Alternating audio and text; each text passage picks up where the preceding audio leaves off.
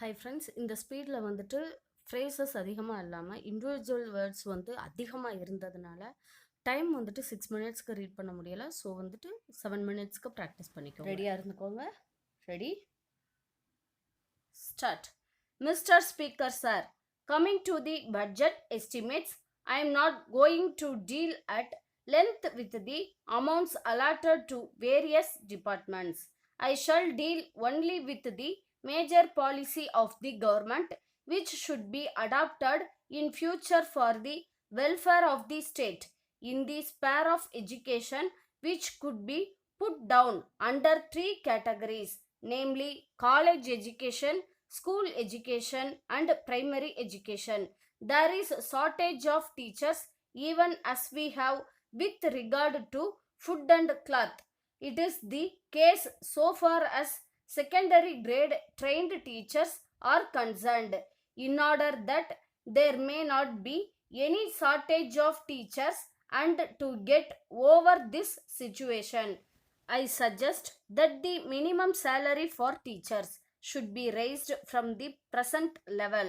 Along with the shortage of teachers, we also see there is insufficient equipment by way of building accommodation also. A suggestion has been made by some honorable members that the number of pupils to be managed by one teacher should be increased. I think the better course would be to introduce the shift system so that another shift of boys might also receive education without constructing new buildings. In a school building which can normally accommodate 1,000 students, we can have 2,000 students without constructing new buildings. I made mention of this to the Honorable Minister for Education also, and I hope he will give his consideration to it. If that is adopted, we need not bother about the construction of new buildings immediately. Of course, for permanent institutions, we can construct buildings according to the convenience of the finance of the government.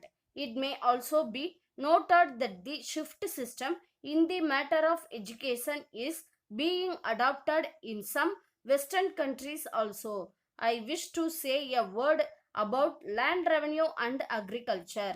The river Kaveri is running through my district, Coimbatore, Trichy and some other districts.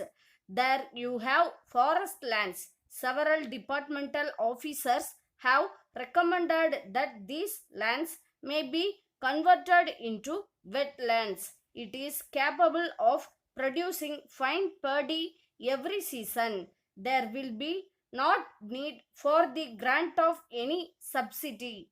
If you only dig 4 or 5 feet, you are able to get fine water very easily. I strongly recommended to government that this may be considered immediately so that more than 10,000 acres may be brought under cultivation as wetlands.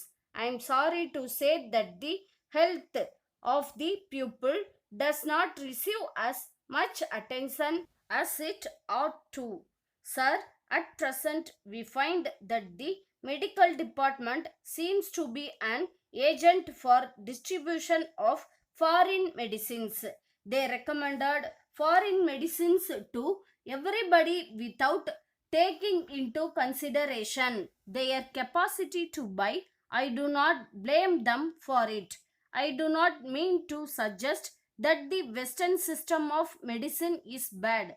We can have that system for certain special branches of treatment. For general medical treatment, people can adopt our own Indian system, which will be more useful and economical than foreign medicines and will be suited to conditions in our state. So far as food is concerned, whatever inducement you may offer by way of bonus to speed up procurement, it does not solve the question of food. We must see that we are self-sufficient in the matter of food and we should not go about seeking food later on. The Honorable the Minister for Agriculture said that we are now living in better times. I think it is only in better times that we should concentrate our attention on the achievements of quick results. Letter dated 28 May 1981 from the General Secretary, All India Electrical Goods Dealers Association, Madras, to the Honorable Minister for Commerce, Government of India, New Delhi. Sir, we would like to bring the following to the kind attention of the Government of India for sympathetic consideration and favorable action.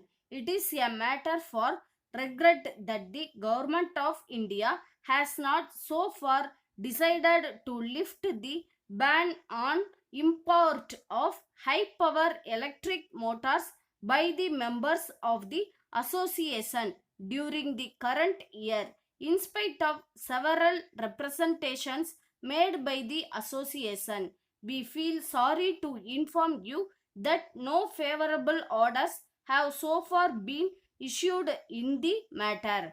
It may be pointed out in this connection that local production of this machinery is found to be quite inadequate from time to time. Hence, we are of the firm opinion that there is no other alternative except to allow import of this machinery in order to meet the increasing demand and to bring down the prices. It is an established fact that industrialization alone can help to raise the standard of living of the people of a country quickly. In the above circumstances, we earnestly appeal to the Government of India to kindly take into consideration all aspects of the matter and pass early orders to allow import of this machinery by the members of our association. Thanking you, yours faithfully.